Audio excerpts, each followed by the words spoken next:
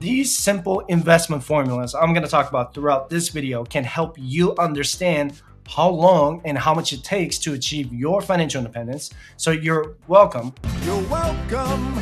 For saving you thousands of dollars by talking to a financial advisor about this. So the least you can do is subscribe and share this video with your friends and family, or even the people you play fantasy football with if you get value out of this video. Watch out, world, because I am a champion! I am fired up to talk about this investing formula because it is so simple, yet many people don't even know about it. As many of you are aware, I am a nerd and I love Excel spreadsheets. The reason why I use spreadsheets to track my investments is that I can't entirely rely on my brokerage apps to track how I diversify my investments. There are some apps I'm trying out right now that can link all of the brokers together, and I'll let you know which one I find very useful. The first formula I want to go over is the rule of 72. The rule of 72 is super simple for you to figure out how much and how long it takes your investments to double over the years. This is not a made up number because the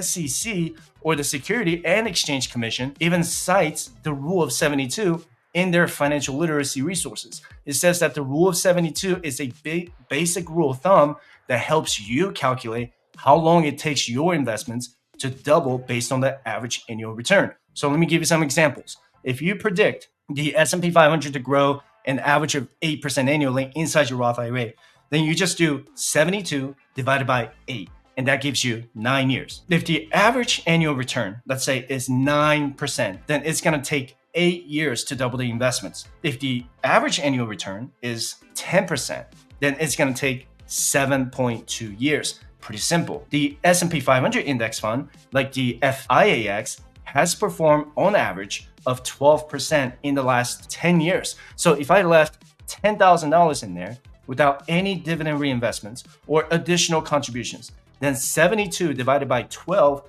is 6 years. It would have taken me just 6 years to double the investments inside the S&P 500. So let me test it out on my nerdy Excel spreadsheet here using my compound interest calculator, which you can download for absolutely free by visiting firestitcher.com/resources. So let's just say that I have $10,000 in an investment account, and that's it. And I'm not going to have any dividend reinvestments or any additional contributions.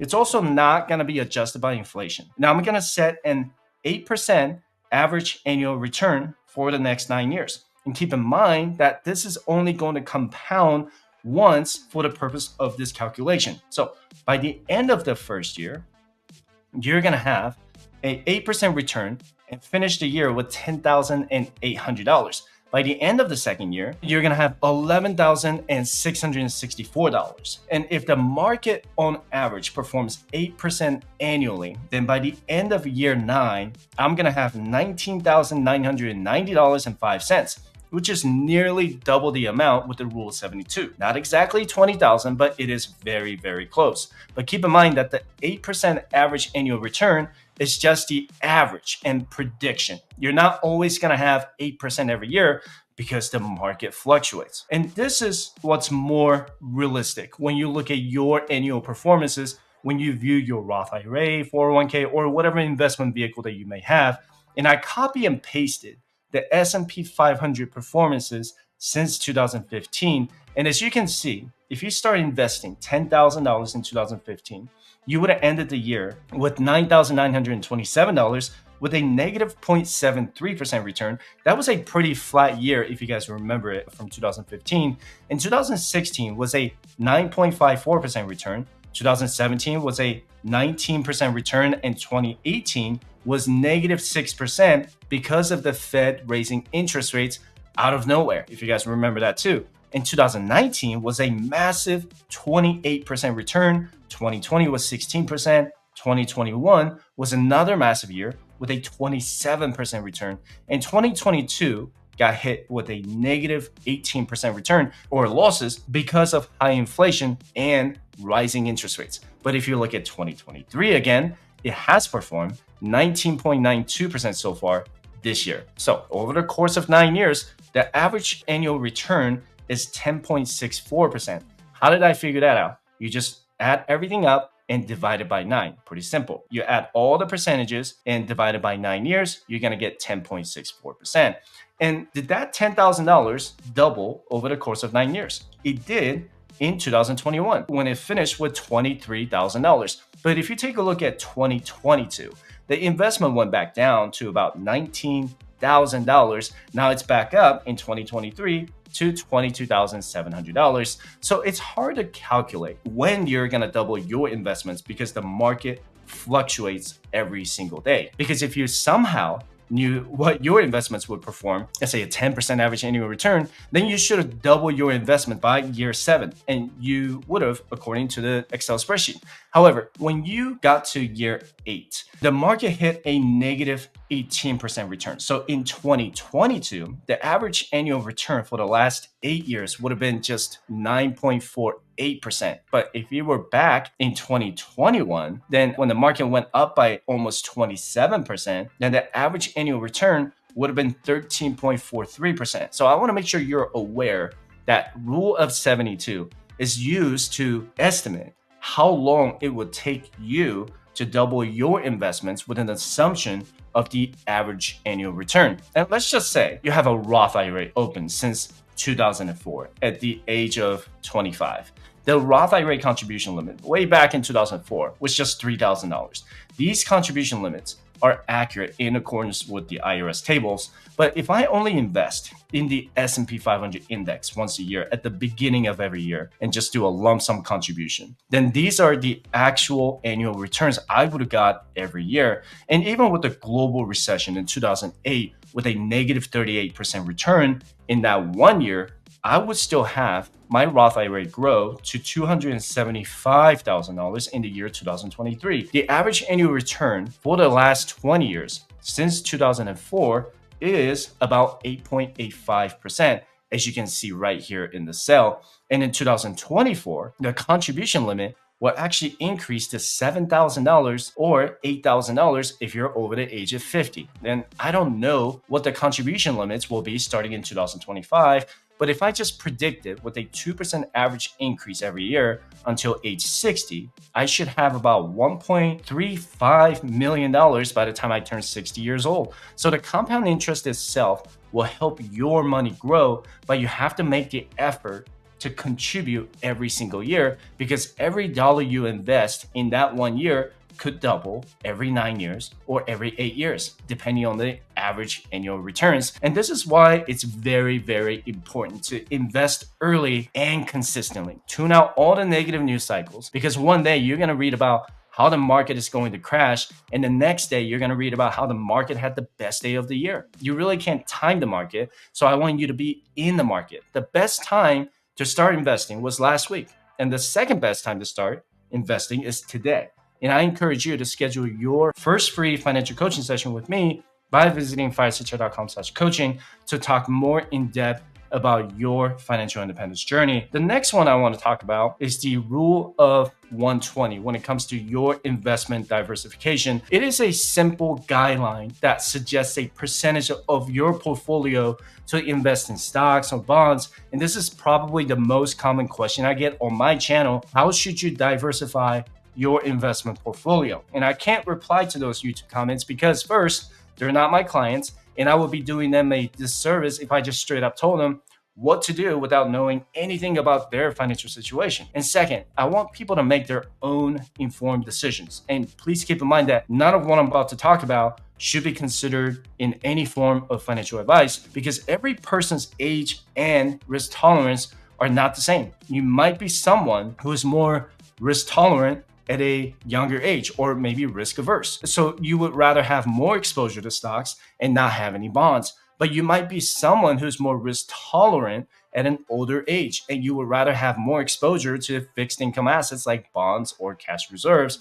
The rule of 120 used to be called the rule of 100, but because of the increase in life expectancy, the rule of 120 is becoming more common to investors. So if you talk to most financial advisors, they're going to advise you to use the rule of 120 instead of rule of 100. How do you calculate the rule of 120? It's simple. It is 120 minus your age, and that gives you the percentage you want to invest in equities or stocks. For example, I am 37 years old. So theoretically, with the rule of 120, it is 120 minus 37, which gives me 83 or 83% in equities and 17% in bonds. If you're 25 years old, then it's 120 minus 25, which gives you 95% stocks and 5% bonds. That gives an average 25-year-old more exposure to stocks compared to someone in their 30s. But is the rule of 120 right for everyone? Again, not necessarily. It's going to depend entirely on your age, risk tolerance, financial goals, retirement age, and how you manage your overall assets. But let me give you an example of the rule of 120 using the Vanguard index funds. Let's say I'm 25 years old with $10,000 I want to invest. Then I'm going to subtract 25 from 120, and that gives me 95 or 95% in equities. Inside my portfolio, I have the Vanguard US Total Stock Market Index Fund and Vanguard Total Bond Market Index Fund. So if I had $10,000 right now using the rule 120, I would put $9,500 of that into the US Total Market Index Fund and $500 into the bond market index fund. That makes sense so far. But what if I want to add some international stocks to the mix? Well, those international stocks would technically be counted as equities. Assuming that I'm 25 years old, still using the rule of 120, I'm still going to keep 5% in total bond market index fund. The other 95% could be broken down to 45% US total stock market index fund and 40% international stock index fund. I can do whatever I want. It doesn't even have to be 45 and 40%. Do I want more exposure to US stocks or international stocks? That really depends on how I feel about the direction of the economy is heading. The one fact I know for sure is that international stocks have been underperforming US stocks for the last 10 years. But the main reason why people diversify with international stocks is for risk management. If US stocks tank, but international stocks do flat or slightly better, you're de-risking the portfolio by not having as many losses as you would if you only had one index fund. And some people choose not to invest in international stocks at all. It's completely up to you. And the last formula you really should know is how much you need to invest to achieve your goal at a certain age. Now, the formula itself is pretty complicated unless you're an Excel expert, but I'll share it with you anyway because I want you to win. The data you need to know before you calculate is your current age, your desired retirement age, and how many years until you reach your desired retirement age. So if you're 30 years old right now and you want to retire by 55 years old, then you have 26 years left and not 25 years because you have to include the year you retire. The next set of information you need is how much you have invested in your taxable brokerage account that you have access to at any time. You also need to know how much you have invested in your retirement accounts, which you can't touch until you're either 55 or 59 and a half. And another set of information you need is your current income and how percentage of your current income you would like to have in your retirement. For example, if I'm making $100,000 a year right now, and I want to have at least retire with 80% of my current income, then that's $80,000. Some people may want to retire with 60%, then that's $60,000 a year. And some people might want to retire with their current income level. So you need to know how to calculate how much you need to invest in order to have 60, 80, or 100% of your current income. Pretty simple. You also need to know what additional income sources you're going to have throughout your lifetime. You might have pensions, dividend income, real estate income, or business income. You want to write those down because you might not need to invest as much to retire early if you have multiple and steady income sources. And the next set of data you need is how much your investments are currently growing and how you think your investments will grow in the future. This is probably the hardest one to figure out unless you have an 8-ball that tells you what will happen tomorrow. Let me know if you have one. But you might have real estate properties that grow an average of 6 to 7% annually in equity. You want to include those as well. So if you think you'll earn an average of 8% every year, you can do the reverse compound interest calculation to figure out how much you need to invest every single year. But if this is all too complicated for you, I built a retirement calculator based on all of this data, which you can download for absolutely free by visiting firecentral.com/resources. You do not need a credit card to apply whatsoever. And these financial resources are absolutely free for you to use. And I know this is a lot of information, but if you really understand these formulas, you're most likely not going to need any financial planners or financial advisors to help you build an investment plan. And you're probably thinking, wow, I can't believe Sai just said that, because I'm a financial coach, but most people don't need a financial expert to guide them with financial investments. You should really get with a financial expert when you have a large portfolio and you need to figure out your risk management. You need to know, if you don't know how to do it, you need to talk to an expert to find out how you can de-risk your portfolio. And what most people really need to do is to keep their spending under control by spending less than they make. That's really the first step. The second step is to save at least 25% of their income if they want to retire close to 100% of their current income. The third step is to know how to balance their own portfolios by recognizing their risk tolerance based on their current age. If you're going to hire a financial expert like me or someone else, they should teach you how to become financially independent and not blindly tell you what to do. This is the money that you work so hard for. So I want you to take this opportunity to grow your knowledge so that your investments can grow with it.